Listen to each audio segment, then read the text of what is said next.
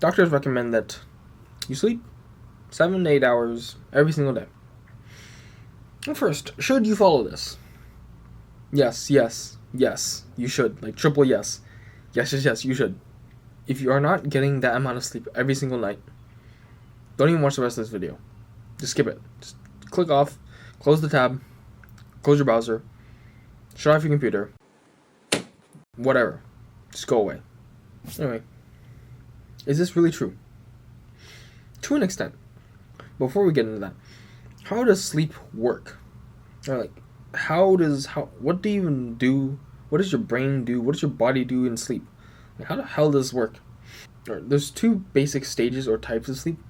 The first is REM sleep. REM stands for rapid eye movement. And this is where you're like truly recovering, your brain is flushing out toxins and whatnot. This is like the prime time for your body's recovery. This is like the gold. Or REM sleep is like what you really want. It is the quality that sleep experts refer to. Like, if a sleep expert tells you that, maybe it's your quality of sleep, they're referring to how much REM sleep you've got, because REM is that gold. It's that plump fruit that you want to squish so all the juices come out. Bad analogy. But on the other hand, there's non-REM sleep, which is non-rapid eye movement sleep. It's not nearly as beneficial as REM sleep, but it takes up a big part, or rather a big chunk of your sleeping time. So this gets into like the mechanism of sleep. You go through sleep stages, and rather sleep cycles, every time you go to sleep. So what happens is you start off with stage 1 of non-REM sleep. So you go to sleep, you get into bed and you fall asleep. You're in stage 1 of non-REM sleep. And over time you go up 3 stages of non-REM sleep. So you go from stage 1 to stage 2, stage 3 non-REM sleep. And after that you go into REM sleep. So this entire process from stage 1 non-REM sleep to REM sleep takes about 90 minutes. Right? It's fairly long. And your first REM sleep duration is only like 10 minutes. That seems a little off, right? It's like REM sleep is like the gold standard, but you only get 10 minutes the first cycle. Seems a little off. But that's remedied later on. Because what happens is you get more and more REM sleep through each cycle. Anyway, so you're at REM sleep, 10 minutes, and then you go back down to the stage 1 of non-REM sleep. So you go from REM sleep, then you go to third stage of non-REM, second stage non-REM, first stage non-REM, and then you go back up, right? First stage non-REM, second stage, third stage, and then go back into REM sleep. And this time, you're going to get more REM sleep, right? The duration of REM sleep increases the more cycles you have. And the time in between each cycle of REM sleep, so let's say, this is your REM sleep, this is REM sleep, then goes third, second, first, second, third, and then REM sleep, right?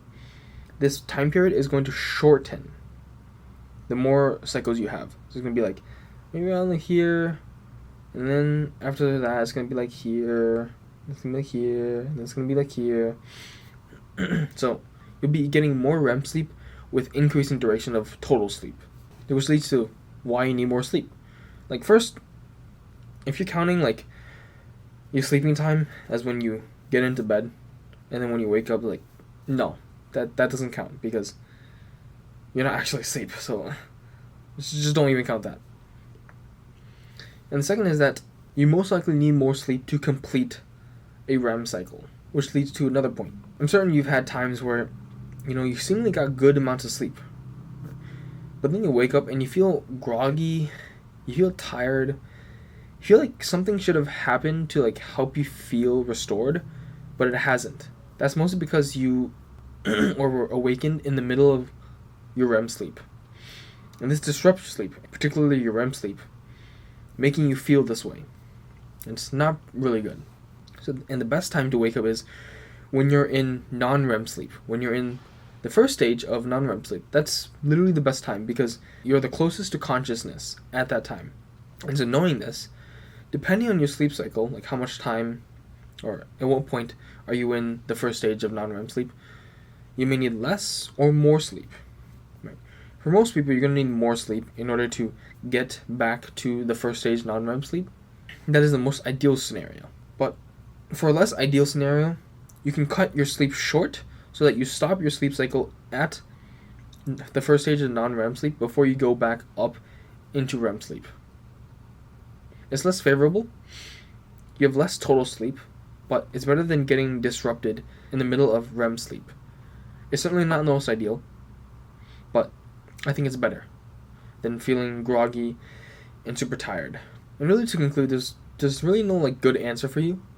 And there's no universal like answer. Do this and you'll be better. There isn't anything for that.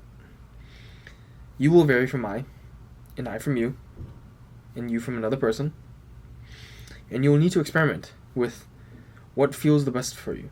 I mean, honestly, it doesn't take like that much experimentation. Like just one day, 7 hours, see how you feel. One day, 8 hours, see how you feel. One day, 9 hours, see how you feel.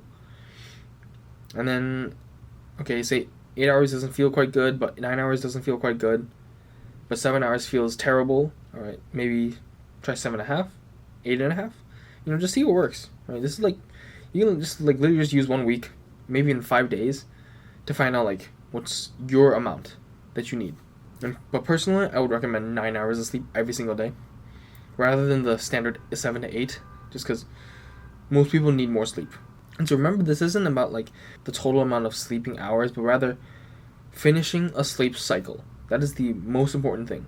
So it's the quality, the gold REM sleep, with the quantity. You want both in order to get the most restful sleep and therefore be energized for the day.